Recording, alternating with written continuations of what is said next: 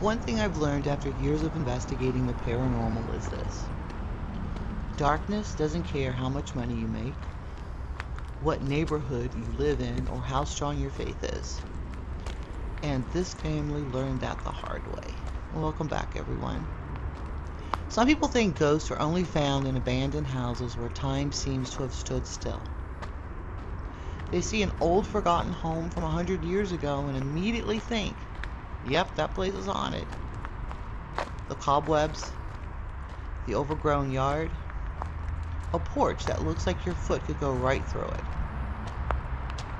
Now, I'm not saying there isn't activity in places like that. There's definitely been enough evidence over the years to suggest it. But ghosts and spirits don't only exist in forgotten places. Sometimes they're found in perfectly normal suburban neighborhoods, where kids play outside in the afternoons, lawns are freshly manicured, and streetlights quietly come on at dusk. Over the years, we've investigated houses involving CEOs, corporate attorneys, real estate agents, blue-collar workers, and people who were barely getting by. We've worked with atheists and devout Catholics alike. There's no blueprint for where paranormal activity begins. Sometimes it's tied to the land itself. Sometimes someone unknowingly or intentionally invites something in. And other times it may be connected to something a previous owner or tenant did long before the current family moved in. This case involved the home of a CEO and his devout Catholic family. Strange things had started happening, and the most disturbing and what concerned us was the wife would wake up and see the vision of a small girl standing at the foot of the bed, and then it would disappear. The family had done nothing to invite this in. No haunted house excursions, no Ouija boards, no tarot cards, no involvement in the occult whatsoever. When we asked the wife what the little girl looked like, she described old-fashioned clothing and dark hair. Then we asked an important question. Could you see the entire child? She paused for a moment and said no. Only the upper half of the girl would appear. Now, for those unfamiliar with this kind of phenomenon, it can be a sign of something darker. When dealing with demonic manifestations, there is often something off about the appearance. Something incomplete, something flawed. Now, obviously, if part of a person is blocked from view naturally, that's different. But in these cases, the entity itself appears incomplete. Sometimes it's subtle, sometimes it's obvious. An arm may be missing. Eyes may look wrong. Part of the face may be distorted. In this case, only half of the girl appeared.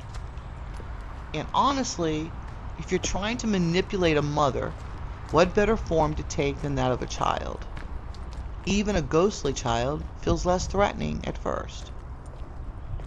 As we conducted the investigation, most of the negative activity centered around the finished basement, specifically the son's bedroom at the end of the hall in the basement.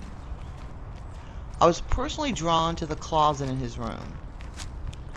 Visually, nothing was out of the ordinary, but it still kept drawing me to it. Later, when our equipment was set up throughout the house and we started our investigation, I took the son's room. Following is a clip that was captured there. And please note, the footage has been cropped and blurred to protect the family's privacy due to items on the wall and desktop. How many spirits are living in this house?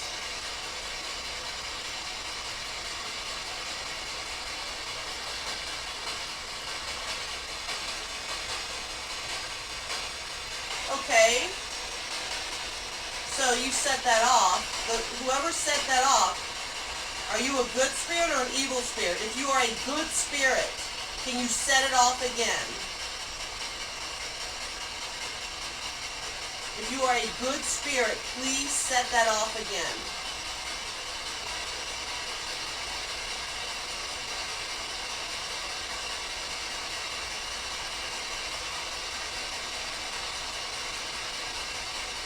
If you are an evil spirit, can you set it off?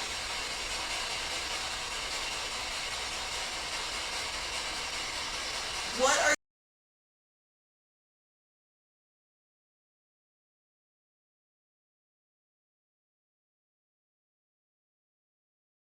Are you here to try to scare this family? Can you move it? Can you make it go off?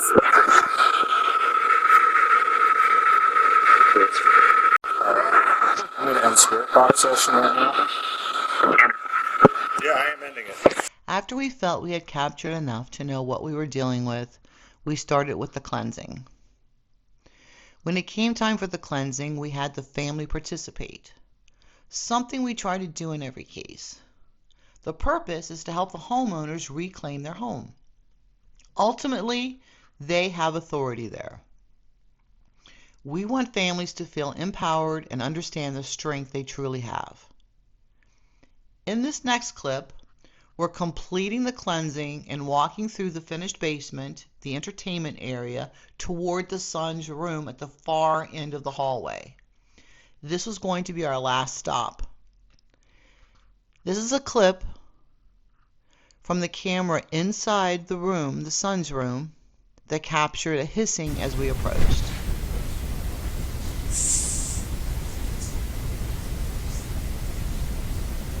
Once the cleansing was completed, all activity stopped. But one question still remains. How did this begin? Honestly, I don't know for certain. But I do have a theory. We had received several other calls from that same area of town. Most involved newer or fairly new homes. Many of them million-dollar properties.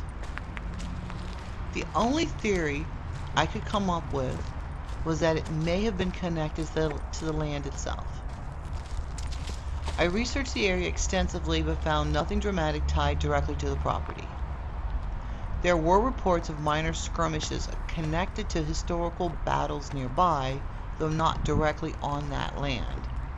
It's a long shot, but after hours of research, it was the only possibility that made any sense.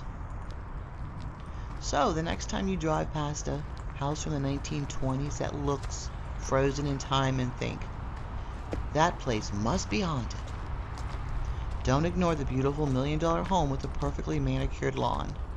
Sometimes darkness hides where you least expect it. Thanks for watching. Please like and subscribe, and we will see you on the next one.